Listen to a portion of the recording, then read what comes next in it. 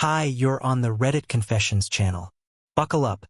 This story starts with a confession I never expected, ends with a silence she'll never forget, and takes a turn no one saw coming. Let's get into it. She told me while brushing her teeth. Not in a letter. Not during some emotional conversation. Just in the mirror. Foam in the corners of her mouth. Electric toothbrush buzzing between her words. I had a date last night. She said it like she was telling me we were out of almond milk. Like it was a logistical update, not a bomb. Not a betrayal. I stood behind her in the doorway, holding a laundry basket full of mismatched socks, blinking at her reflection. For a second, I thought I'd misheard her. I was halfway through sorting her gym leggings from my work socks. My world was normal, stupidly normal, until that sentence snapped it in half. She spit, rinsed, wiped her lips, and looked at me through the mirror. I thought you should know. That was it. No explanation. No apology. No asking how I felt. Just a fact dropped into the room like a wine glass on tile. And I didn't say anything. Not at first. I just stared at her like my brain had hit a blue screen. I felt pathetic for still clutching a sock in each hand, like some underpaid house elf. She turned around and leaned against the sink like she was expecting a rational response. I wanted to scream. I wanted to ask who, when, where, why, but all I could manage was this stupid, breathless whisper. A date. She nodded. Yeah, nothing happened. I just needed to feel something. He was nice. That word, nice. Like she'd gone out for soup with a stranger and called it self-care. I felt my lungs folding in on themselves. My voice cracked before I could stop it. So, you dressed up, put on perfume, and left me here doing our taxes while you flirted with some nice guy? She didn't flinch. It wasn't like that. But it was like that. It was exactly like that. And the worst part? I wasn't even angry. I was embarrassed.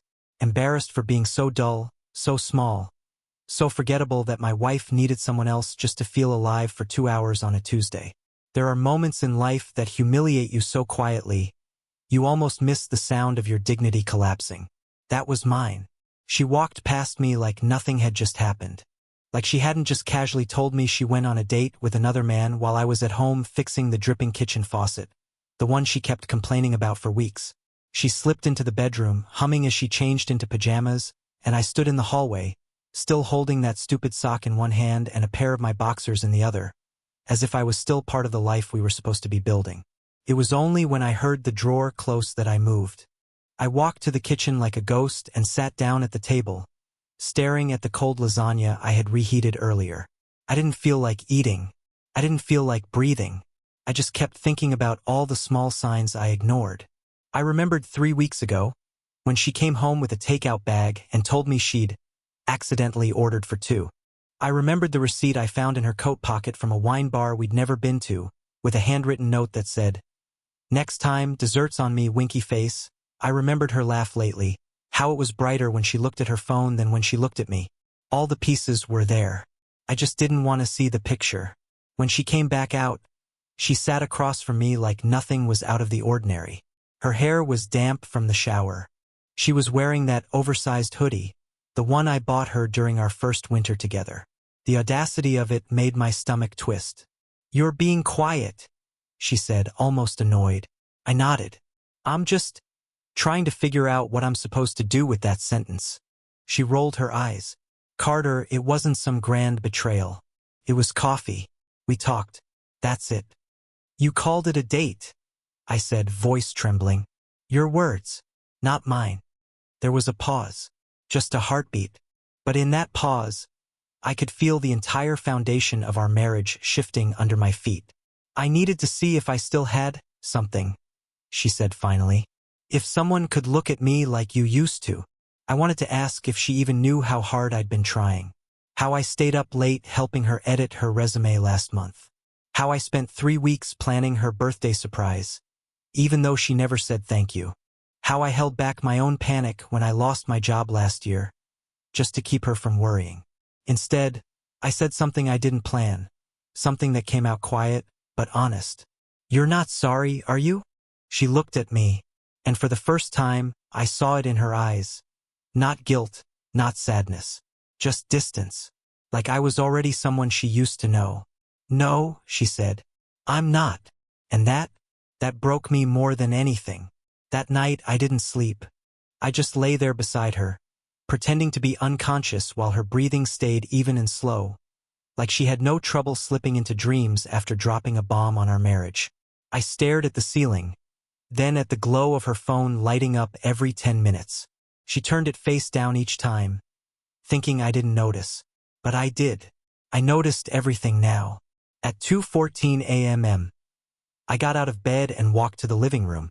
I didn't know what I was doing. Pacing, thinking, trying not to cry too loudly in case she heard. My chest felt like it was full of wet concrete, each breath heavier than the last.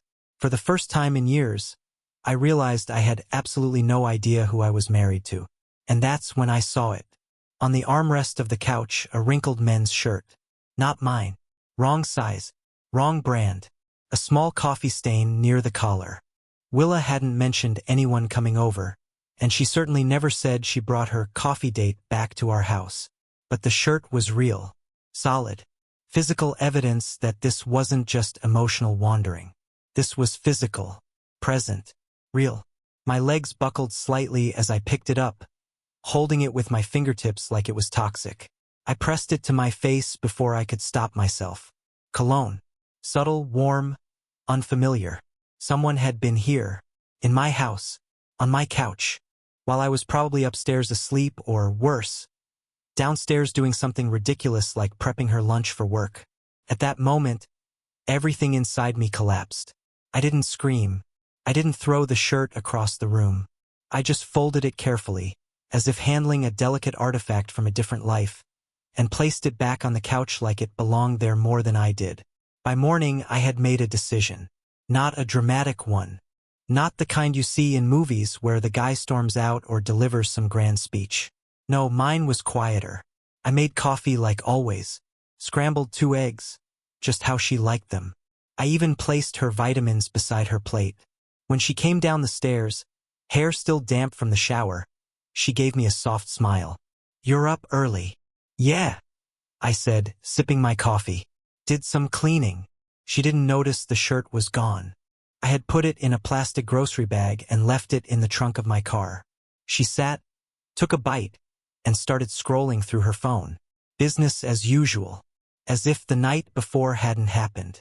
I stared at her for a long time, memorizing the lines in her face, the way she tapped her thumb on the table while reading something. I used to love that about her. All her little details. Now they just felt foreign. Like I was watching a stranger inhabit the body of someone I used to know. And then I asked her, as calmly as I could, "What's his name?" The fork paused halfway to her mouth. "Whose name?"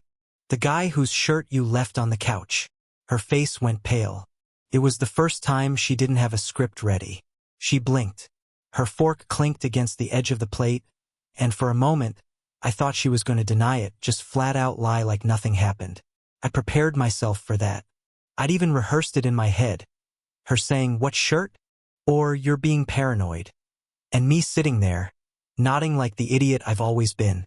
But something about the silence unsettled her. The kind of silence that wasn't waiting for an answer, it was demanding one. "Whose shirt?"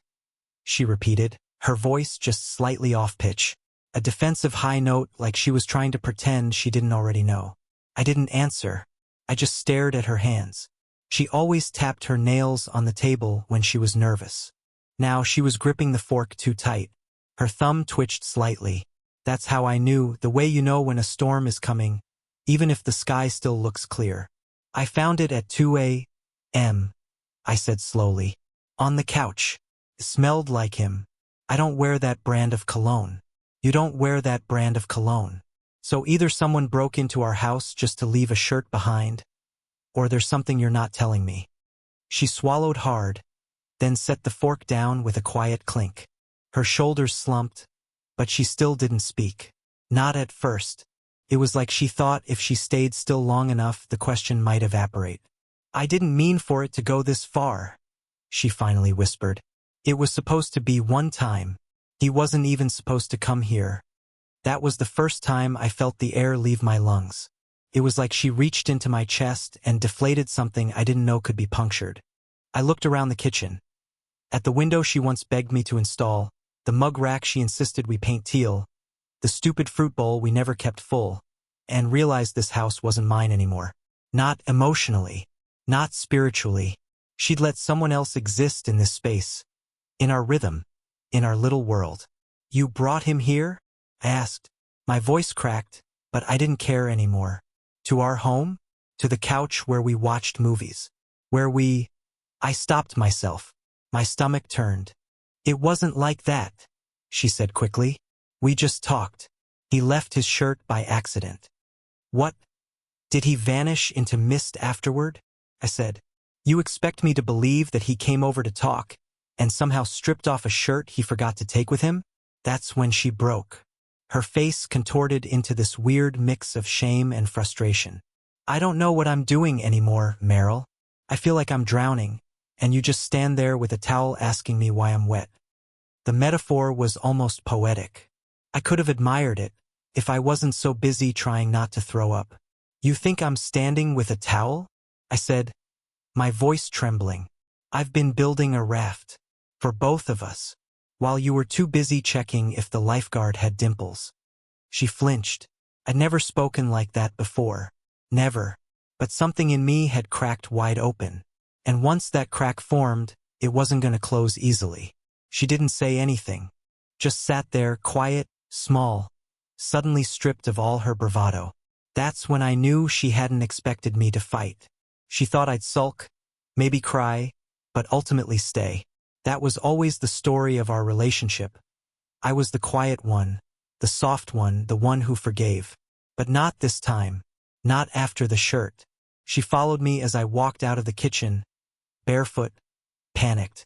I could hear her trying to explain, her voice cracking now, but I wasn't listening anymore. I wasn't even walking anywhere specific. I was just moving. I think part of me hoped that if I kept going, I could walk right out of the version of reality where this was happening. But the walls stayed the same. The floors didn't shift. The betrayal still hung in the air like cheap perfume. I didn't mean for it to happen, she repeated behind me. Meryl, just stop for a second. I did stop right in front of our bedroom closet. And I opened it. I don't know why I did that. Maybe because I wanted to see if the rest of our life was still intact. If the clothes still looked like ours. If her side still smelled like her and not like the man who left his shirt on my couch. But what I saw instead made my stomach twist again. There was a small duffel bag tucked in the corner. Black, new. It hadn't been there before. I bent down, unzipped it, and inside were jeans, 2 blouses, makeup, a charger, and a toothbrush. Not mine. Not ours. Hers. A getaway bag. Plan. I didn't even look back at her. I just stepped aside, still holding the zipper halfway open. This yours? I asked. She hesitated. That pause again, that damning pause. I packed it last week, she admitted. I didn't know if I was going to leave or not. I needed to feel like I had an out. That was the moment I realized she wasn't confused. She wasn't panicking because she hurt me. She was panicking because I found out before she could decide how to spin it. So while I was Googling dinner ideas and refilling your gas tank, I said slowly, you were preparing to vanish. Her mouth opened, then closed. She looked like she was about to cry, but nothing came out. For the first time, her face broke. Not the angry, manipulative version of broken, but genuinely cracked. She was unraveling, but not for me, for herself. I wasn't going to go through with it, she whispered. I didn't know what I wanted. No, I said. You did. You just didn't think I'd find out before you were ready to make me the villain. I turned to walk out of the room, but she grabbed my arm. Not hard, just enough to make me stop.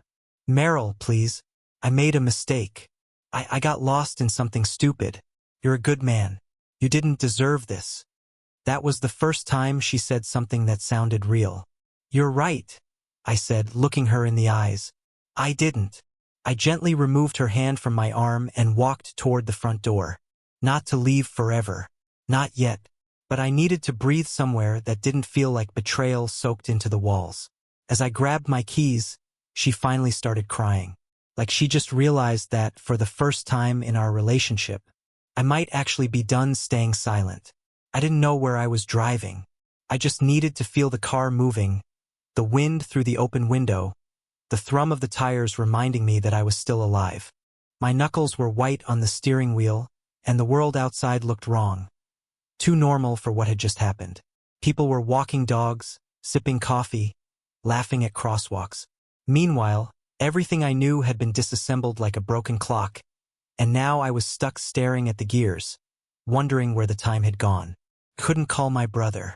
He always thought Willa was too perfect, for me anyway. He'd see this as confirmation of everything he warned me about when I proposed. And I couldn't call my mother either. She still had Willa's graduation photo on the mantle like she was the daughter she never had. So I did something strange. I called Felix. Felix wasn't my best friend. Not in the traditional sense. He was a guy I used to work with 2 jobs ago. A sarcastic IT tech who made dark jokes and brewed his own beer in a tiny garage apartment. We hadn't spoken in nearly a year. But when his name appeared on my contact list, something told me he was the only person who wouldn't feed me cliches or tell me to be the bigger person. He answered on the 3rd ring. "Meryl? You okay, man?" "No," I said. "Not even close." 10 minutes later, I was sitting on a sagging futon in his apartment, holding a warm bottle of root beer and watching dust dance in the late afternoon light. I told him everything. Not just the date or the shirt or the bag. I told him how I'd been feeling invisible in my own home. How I'd blamed myself for months for something I couldn't even name. Felix listened. Didn't interrupt. Just nodded slowly and scratched his beard. Then he said something I didn't expect. "You're not mad she cheated. You're mad because she planned it like an exit strategy, like a project with steps." That hit me harder than anything Willa had said. He was right. It wasn't the infidelity that gutted me most. It was the calculation. The quiet packing of the duffel bag. The toothbrush. The charger. The way she had 1 foot out of the life we built while I was still picking dinner napkins that matched her favorite plates. I stayed at Felix's for a few hours. He didn't try to give me advice. He just handed me a pillow and said, "Crash here if you need. Don't go back just because the house smells like home. Sometimes mold does too." By the time I got back in my car, the sky was dusky and bruised, and I realized I hadn't even texted her. No explanation. No apology. No "where are you?" Not even a passive-aggressive emoji. Total silence. And that, I figured, probably scared her more than any screaming match ever could. Because for once, I wasn't begging to be chosen. When I pulled into the driveway later that night, the porch light was on. That was Willa's habit. Leaving it glowing like a lighthouse no matter how late I stayed out. Except tonight, it didn't feel like an invitation. Felt like bait. I sat in the car for almost 10 minutes, staring at that soft amber light while rehearsing the hundreds of versions of the confrontation I wanted to have. But the truth was, I didn't have a plan. I just didn't want to run anymore. The house was too quiet when I stepped inside. No TV. No music. Just the buzz of the refrigerator and the creak of my footsteps on hardwood. I found her in the living room, sitting on the edge of the couch with her legs crossed, wearing that same hoodie again, the one that used to mean comfort. Now it just looked like camouflage. She stood when she saw me. "Meryl." I nodded, didn't say anything. Just dropped my keys in the bowl by the door and walked past her. Slowly. She followed me into the kitchen like I was some wild animal she wasn't sure would bite. "I didn't know if you were coming back," she said. "I didn't either." Silence. Then she said it, the line I was waiting for, but still wasn't ready to hear. "I want to fix this." I almost laughed.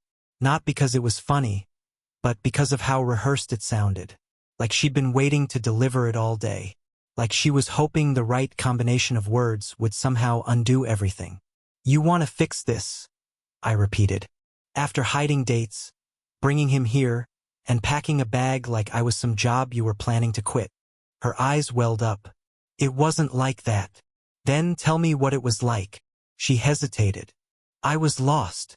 Lost people don't bring strangers into their house and leave breadcrumbs to a secret life. I stepped closer. You didn't get lost. You walked away one careful step at a time.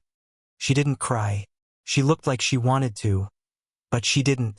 And that's when I realized something she probably didn't even know about herself. She'd already mourned the end of us.